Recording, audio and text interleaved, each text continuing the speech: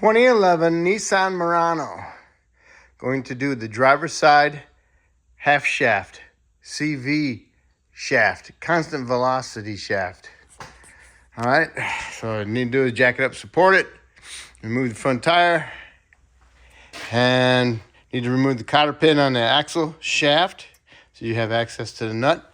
And also you want to remove the cotter pin on the outer tie rod end if it has one, so you can remove that also. Okay, the axle nut is a 32 millimeter. Yep, 32 millimeter. Bing! And the tie rod end nut is an 18. Once you get the 18 millimeter nut off the tie rod end, you want to hit the knuckle with a medium-sized sledge. Break the taper loose. All right. So now you can move this back and forth.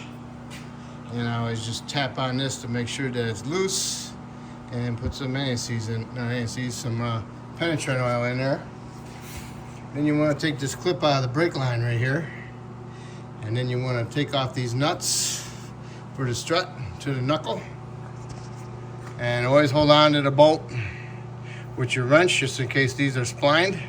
Won't know that until after we start taking it apart. Or you can take out the lower ball joint.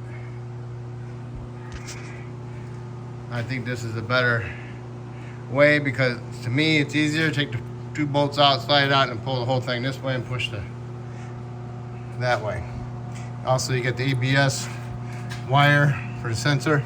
Undo that also, just so you don't be breaking your wire.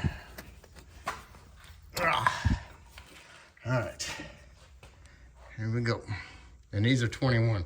21, 21. 21 for the nuts, 21 for the bolts. Okay, the bolts aren't splined. All right, they're just smooth, and they're not egg-shaped for alignment anywhere. So you're safe with that. Also, I took out the clip with this pair of side cuts, and then I can get the line out of there. The next I can do is go ahead and remove my other bolt, and watch out. It might have some tension on it, so you might want to pry down on the lower control arm a little bit to ease the pressure on it, so you get the bolt out and then release it. All right, there's no tension on it. I used it in my impact to unthread the bolt. Now I got my pry bar in there and I separated it. As I'm separating it, the half shaft's coming apart, so go ahead and tap it in as you're pulling this apart. Okay, so then you can go ahead and pull the whole knuckle out this way, push the half shaft in, and then you can go ahead and take your knuckle assembly and turn it possibly this way. So that way you can take out the half shaft this way, because you got the link on the back side. Okay, here we are. So now, what you want to do is go underneath with your pry bar, you know, one with the curve on the end of it, and go under behind the half shaft in between the trans and pop it out. Sometimes there's no room, sometimes there might be an edge. You can go on that. So we're going to do this and get ourselves a drain pan in case I lose some fluid. Okay, here we are. I don't know if you can see it, but there's an edge on there. And what you want to do is go like that, really fast and hard, and pop that axle out, okay? Yeah, okay. So it takes two hands. Okay, it popped out on me. Now I'll go up here and grab a hold of the shaft and level it and pull it straight out. Try not to damage the seal. And then get your new shaft, match it up, put a little bit of lube on the shaft where the seal goes, and put the new shaft in and get it started into the splines. And then, you know, do it like a slide hammer with the joint. Boom, you know, hopefully it'll pop in. Otherwise you have to hold it straight, get a piece of wood, put it on the end of it, and hit it with your mini sledge. Looking pretty close.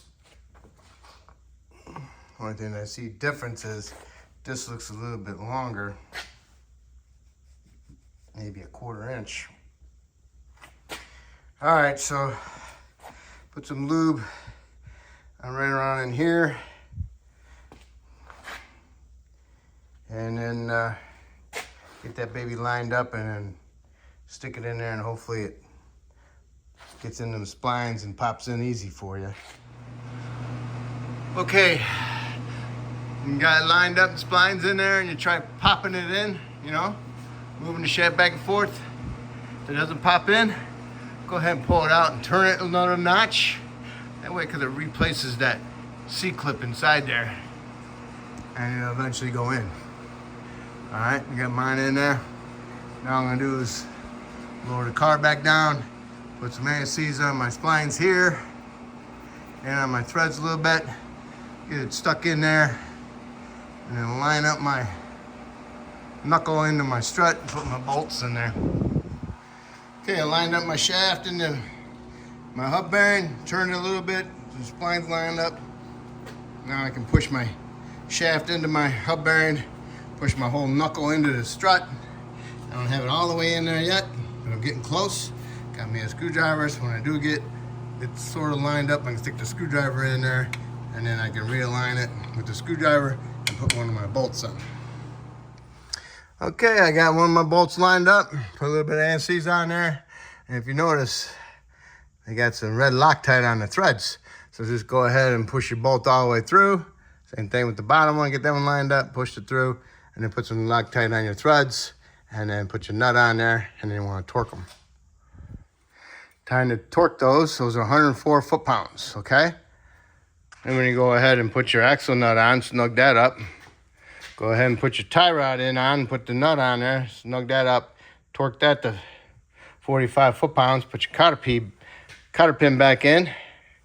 Next, we need is a flat blade screwdriver and your torque wrench. All right, got your torque wrench on there, got it set to 130 foot-pounds. Put your flat blade screwdriver inside the rotor. So that will stick it in here, go inside there, and that'll keep the rotor from spinning. So that way you can torque it, okay? So now we got it torqued. Put our cotter pin back in. Okay, cotter pin's in, tight, tight, tight, tight. Got your clip in all the way, and that's it. Now all you can do is go ahead and put your tire on, torque your lug nuts. I'm gonna say 100 foot-pounds or 90 foot-pounds, and that will complete this job, all right? I'm gonna do the other side one next, so stay tuned for that one.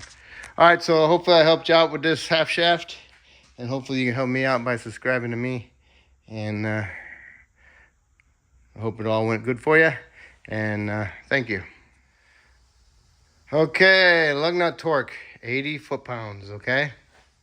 80 foot-pounds.